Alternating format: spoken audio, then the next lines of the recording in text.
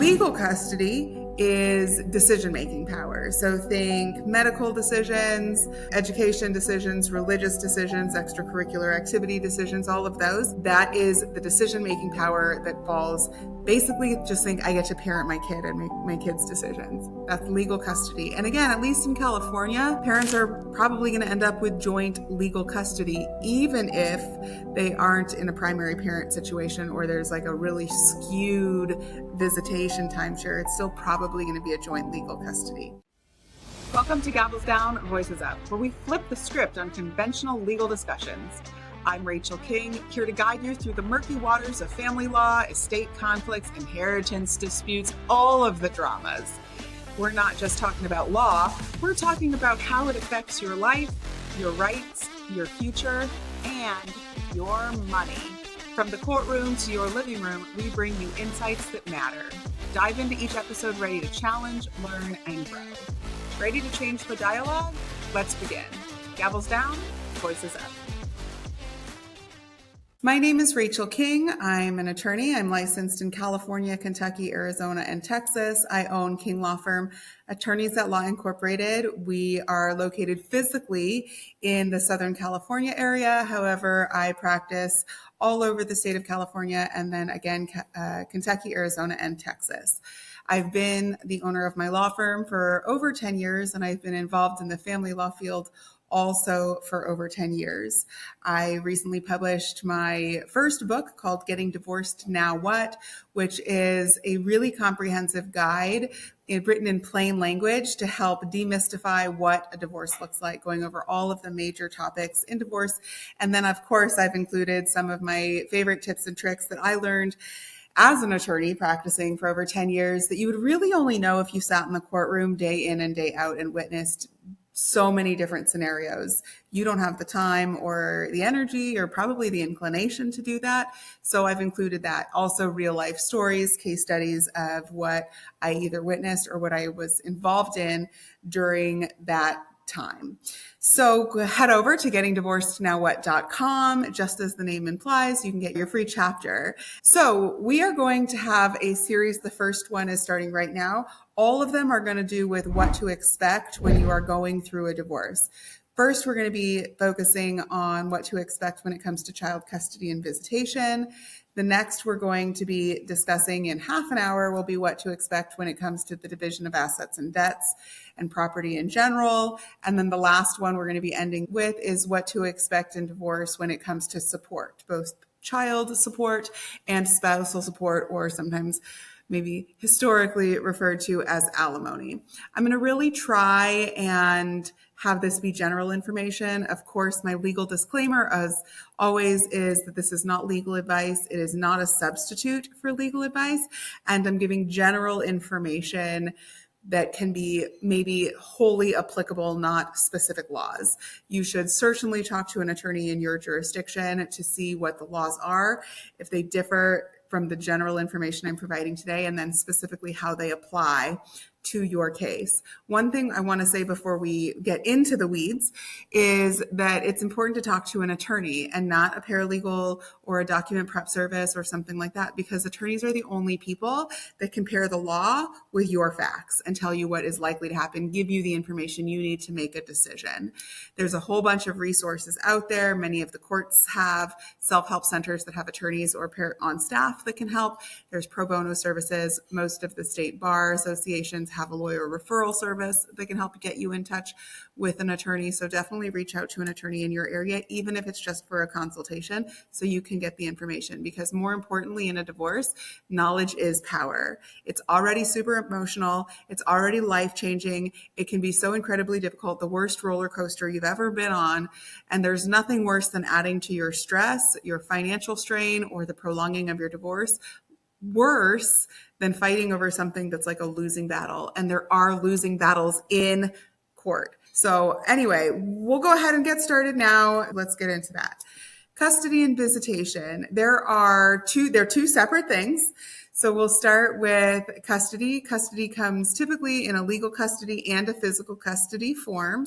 And so when you're looking at a court order, you're going to get something like a legal custody order and a physical custody order. And then separately, you're going to have a visitation. So I like to break them down into the three separate parts when I'm explaining them. Physical custody is probably the harder of the two, but it is where your child lives most of the time.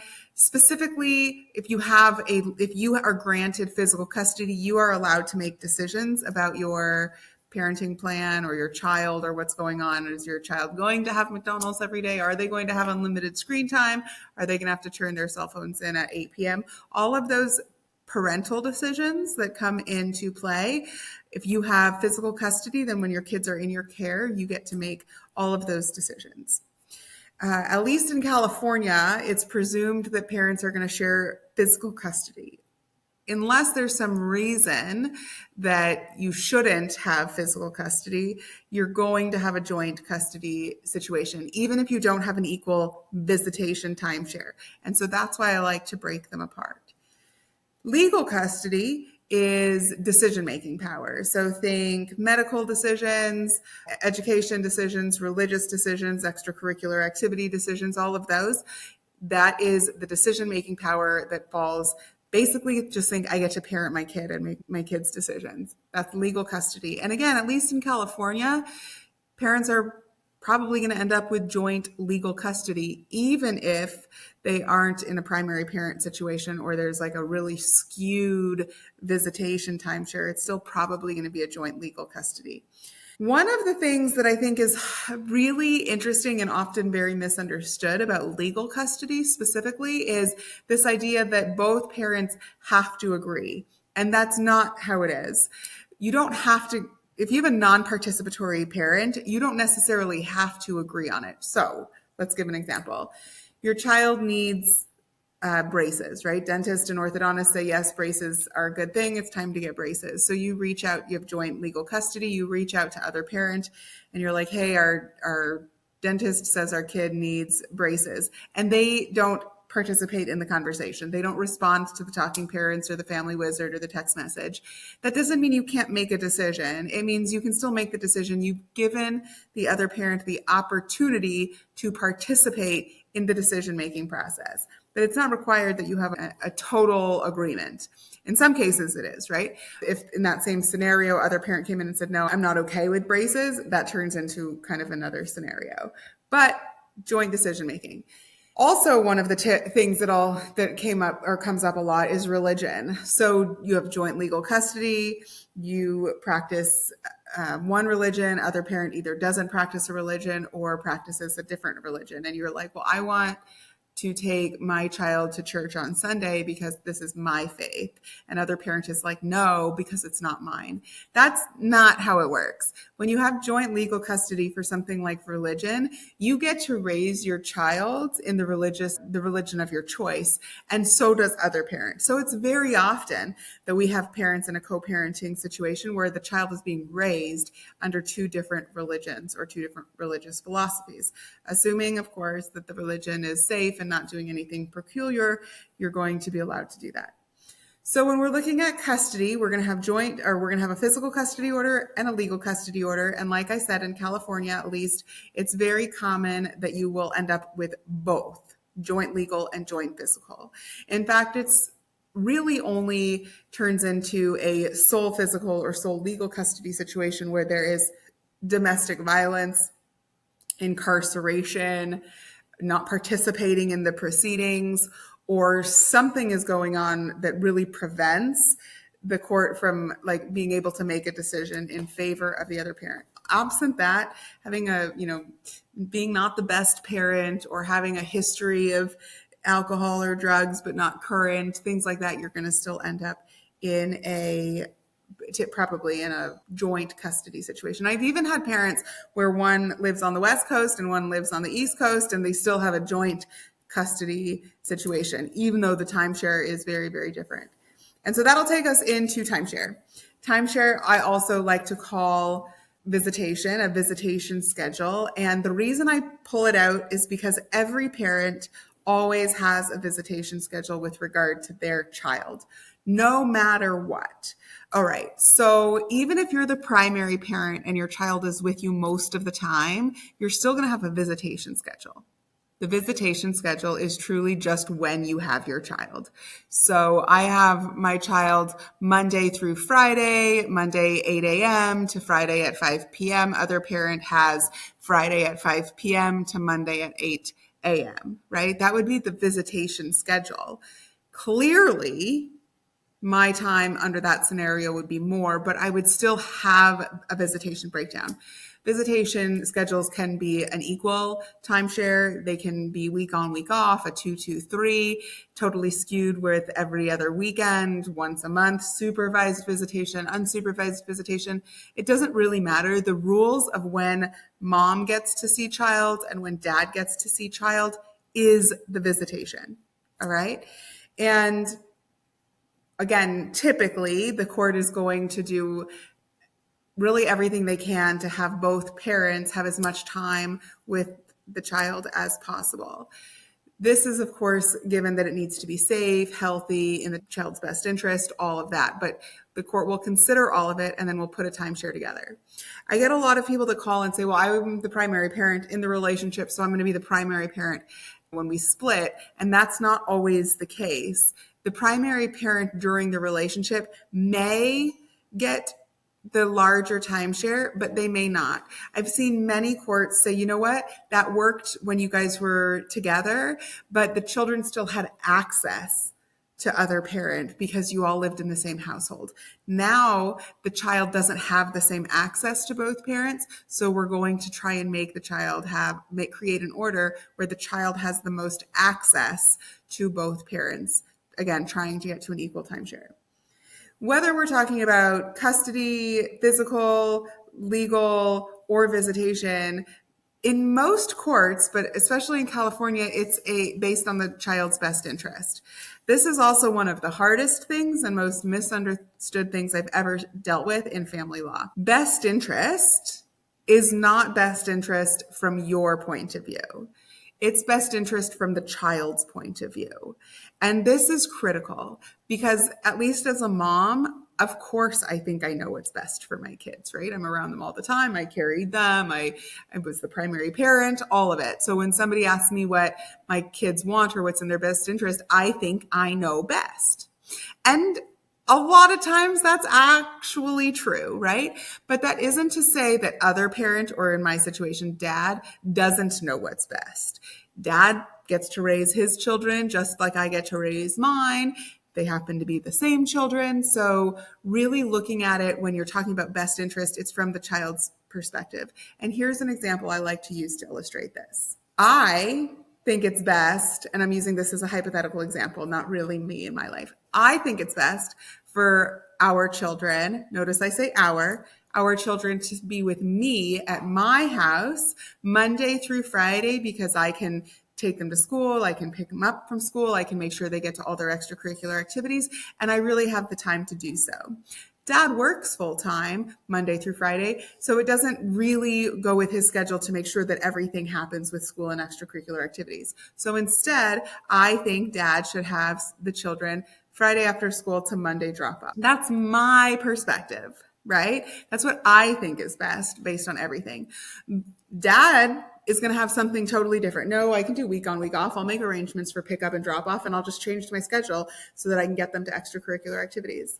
The court is going to say, well, you know what? Child's point of view is to have as much access to mom and dad as possible. So they're probably going to lean closer to an equal timeshare, however that breaks down. It is 100% the child's point of view, considering the child's age, health, emotional ties, things like that, who can provide care, what is going to be in the child's best interest. I once saw a judge who said, well, I actually am going to adopt mom's house for school, dad's house for weekend, and then mom gets a weekend during the month as well. And in that particular case, the court decided so because dad had to be at work so early in the morning. He had to be there at 5, so he had to leave at like 3:30 and he was waking up at 2:30, and it just wasn't conducive to the children's schedule for what time they'd have to wake up and how it was all going to work. It was really going to interfere in like their sleep cycles. So the court was like, so that's not in their best interest. Kids need sleep. I've seen the court decide that it was in a child's best interest to stay with one parent over another, where one parent was able to continually get that child to school on time and the other parent was always letting them be absent or late. That would be from a child's best interest. It's in the child's best interest to get an education, be at school, do the best that they can. So we moved and adjusted custody and visitation that way. And now for a quick break. This episode of Gavels Down, Voices Up is proudly brought to you by King Law Firm Attorneys at Law Incorporated. We're not just about winning cases, we're about making a difference. Whether it's family law, probate litigation, or standing up against elder abuse, we bring experience, empathy, and excellence to the courtroom. At King Law Firm, we're more than lawyers. We're your team, in your corner, advocating for your rights and making your voice heard. Visit us at thelawyerking.com and on the socials at The Lawyer King to see how we fight with you and for you. King Law Firm Attorneys at Law Incorporated, where your fight becomes our fight. Now, let's get back to today's episode. When you're presenting best interest, remember I always recommend saying our child. I don't actually recommend saying the words best interest. Instead, I recommend telling the court what you want and then why you want it, and try and angle it from the child's perspective, not from you as mom or you as dad, even though you know that. And even though you're probably right as to what's best for your children, you want to present in court from a different angle. And I get told a lot of times, why does it matter how I present? Judges shouldn't, be biased or shouldn't take my position. Here's the deal. You've got a human being, like it or not, that is about to make some major decisions that are going to significantly affect your life and your child's life. So if just changing some word choices or presenting it in a certain way helps with that, like, why not? All right, now we're going to get into parenting plans. So you've got custody and visitation, right? We know maybe what you want, how it's going to be presented. So what happens?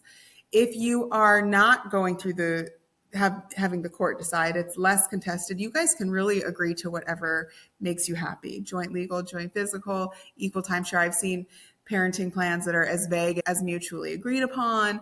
And I've seen them that are to the letter, breaking everything down so that everybody knows, what shoe they're wearing on a given day.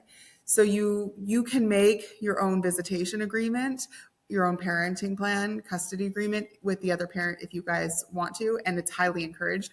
I would say almost anything you come up with together is going to be better than what some strange judge that only sees you for this amount of time and reads even less of your family details can come up with.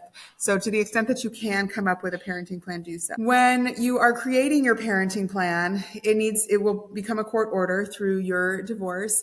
You want to consider a couple of things. You want it to be clear enough that it can be compliant, or that everybody knows what they're doing.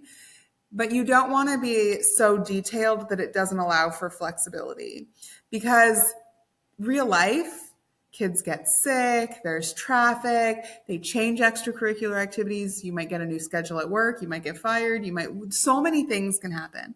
So you want your custody and your visitation agreement or court order to, again, be clear enough so you know, okay, I'm picking up the kids on Friday at 5 p.m., and I'm dropping them off at school at 8 a.m. When there's no school days, then I'm dropping them off at 9 a.m. Receiving party picks up. The pickup location is the house. The kids are going to walk from the house to the car, or whatever it is, right? Those are general guidelines so that everybody knows what's going on. But you don't want it to be so detailed that it's like, and if I don't, dad has to text me 10 minutes before he's leaving to get to the visitation drop-off situation. If he doesn't arrive within 5 minutes, then visitation is canceled. And, you get into things like that, and it really isn't conducive for real life. It doesn't allow for the flexibility that's needed. And it ultimately leaves people upset because you're sitting over here like, well, they're not complying with the court order, so why should I? And if you are in a high conflict marriage, that's going to just destroy, or not marriage, a high conflict co-parenting or divorce, that's going to destroy it. You guys are going to be in and out of court forever. So let's not do that. So again, when you're thinking about it from a real life situation, it is going to be a court order, but you want to think about it a little bit holistically and what is going to work. Keeping in mind that your visitation and your parenting plan can be modified. I don't know that I've ever heard of a scenario where it couldn't be modified. And things like just getting older can be enough to change a custody and visitation schedule. It can, passage of time can be enough to warrant a change in custody and visitation. Getting a new job, moving, new extracurricular activities, all of those can be enough to warrant a change in custody and visitation. So you want to come up with one that's going to work now. You don't necessarily want to anticipate all of the needs from your child from 5 months old to 18 years old, because that's impossible. But also it's natural that your custody schedule is going to change as your child ages and as just life happens. So relax. It can be changed later. When there's parent conflict, so maybe you guys aren't able to reach an agreement, you're still going to get a custody or visitation order. It's just the judge that's going to make it. And at least in California, anytime there is children involved where there's a custody and visitation schedule or order needed, the court's going to send both parents to some kind of court-sponsored mediation. It's called all sorts of things. Like every county has a different name for it. Every court has a different name for it. But this is an opportunity for both parents without their lawyers to sit down with a neutral third party and explain what they want. And sometimes that mediator will provide a recommendation to the court, and sometimes that mediator will just try and reach an agreement. That can be really helpful. And it can, again, give you like one last opportunity to try and reach the agreement before the judge does. If not, and you go into the judge, keep in mind the judge is going to still come up with a court order. And from what I've heard and what I've seen, they're going to consider best interest of the child from the child's point of view. They're going to make it clean enough so that you guys both know what the rules are, but they're going to keep it flexible enough so that both their life can happen. Oftentimes, there is a court order that's added in that says that the agreement can be changed by mutual agreement. Again, that builds in some flexibility. There used to be a lot of judges that were doing like first right of refusal. That would be a scenario where, I go to work or I'm going to be out, it's my time. Instead of getting childcare, I would give other parent the opportunity to step in and to provide the care for our kids. That used to be super popular. I've seen more and more judges these days that stay away from that order because of the amount of conflict that it ended up causing. I went out for 2 hours. Oh my gosh, why didn't you call me? I should have had the opportunity to, not a babysitter. Why is grandma doing it? And it just became such a nightmare that it turned even non-high conflict co-parenting into high conflict because people thought it was like so easy to violate or misconstrue or misunderstand the first right of refusal. So I see that happening less and less. Certainly, if you reach your own agreement, I suppose you could add it in, but I don't even know. Again, I think the last few times I've not seen judges add it in, even when it was asked. Another one that's a real big ticket item is kids' discretion. I think this goes on a case-by-case basis, and I think a lot of it has to do with the age and maturity of the child. The bottom line is that kids really don't get a say in what the custody and visitation is going to be. There's a lot of psychologists that have really strong feelings on why and how this whole thing should work. Ultimately, it's up to the judge. I always would tell people, don't count on it, especially if you have a young child. Maybe if you have a 17-year-old, because who can get a 17-year-old to do anything anyway? But I would never count on having the court order child discretion.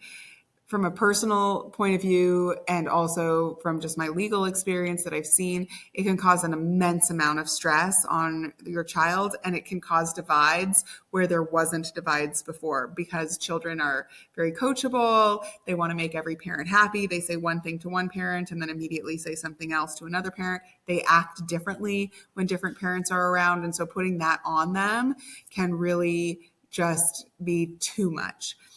That being said, you can, and it's maybe appropriate to validate your child's feelings, but still tell them, like, I understand that's how you feel. That's great. I'm going to think about it. I'm going to talk to dad or mom about it. And then we will be making the decision. So you've heard them, you're considering it, but you're not making them have the obligation of choosing who is going or where they're going to be.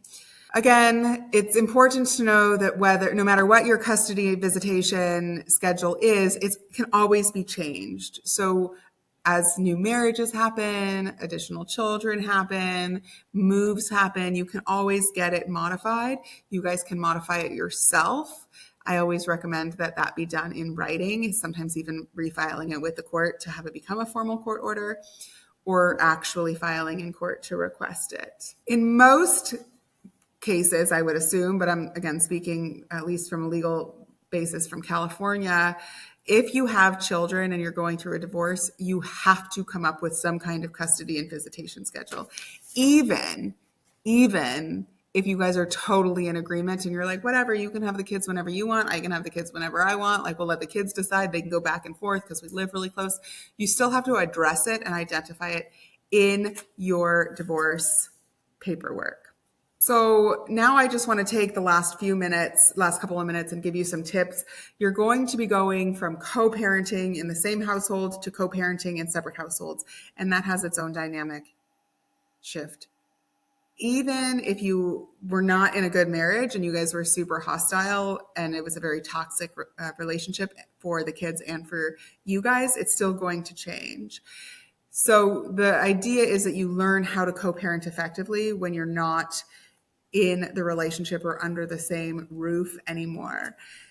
I always suggest keeping it really simple and in communication. Keep your communication simple and in writing. The higher conflict, the more important it is to keep it in writing. That can be text message, email, Talking Parents or Talking Wizards or some other communication app.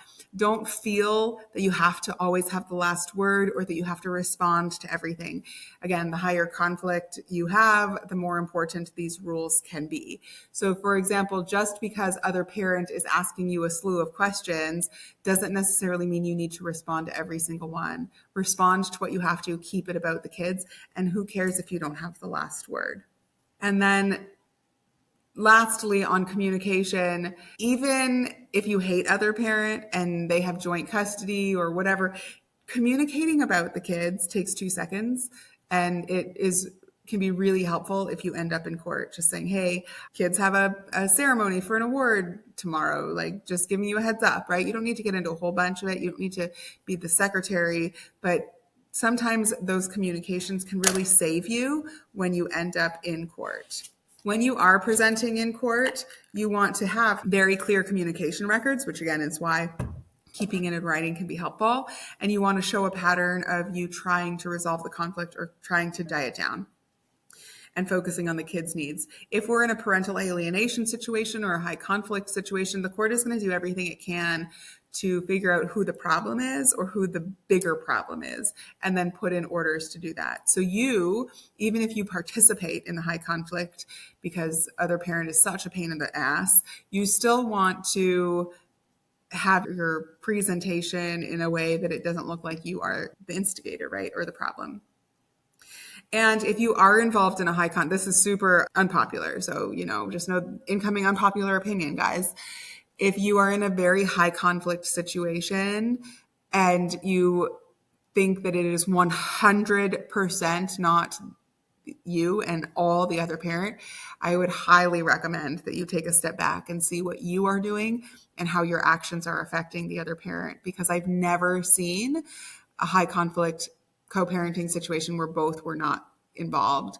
Also, the higher the conflict, the more likely it is that it's an equal or, both parents are really adding fuel to the flame. So take a self-reflection moment, one, because that's a good idea, but two, it'll ultimately end up helping your children. And three, if you do end up in court, which you probably will if you're in a high conflict co-parenting relationship, then you'll be able to package your side of the story in a way that's going to be the most effective to you.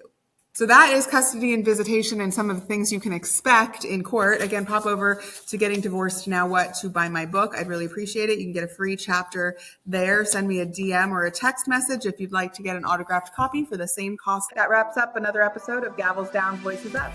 If you found value in our discussion today, please subscribe, leave a review, and share with someone who needs these insights. Your engagement helps us grow and impact more lives.